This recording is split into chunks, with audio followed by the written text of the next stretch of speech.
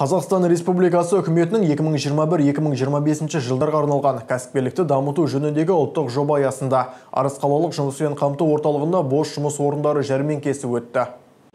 Жұмыспен қамтудың белсенді саясатын жүргізу Қазақстан Республикасының үкіметі қызметінің негізгі әлеуметтік басымдықтарының біріне жатады. Лайықты жұмыспен қамтуды қамтамасыз ету халықты әлеуметтік қорғаудың негізі, адами ресурстар әлеуетін дамыту мен іске асырудың маңызды шарты, қоғамдық байлықтың артуы мен өмір сүру сапасын жақсартудың басты құралы. Ұлттық жоба аясында Арыс қаласының халықты жұмыспен қамту орталығы коммуналды мемлекеттік мекемесінде бос жұмыс орындары жәрмеңкесі өткізілді.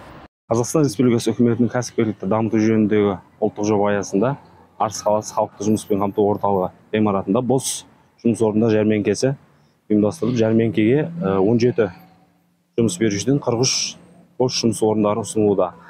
Аталған жәрмеңке кешке дейін өз жалғасын табуда. Жәрмеңкеге барлығы 51 адам қатысып, пробация қызметінің есебінде тұратын 2 азаматқа жалпы 38 азамат тұрақты және уақытша жұмыс орындарына жолдама берілді. Жантөре Болысмұрат, RTV жаңалықтары.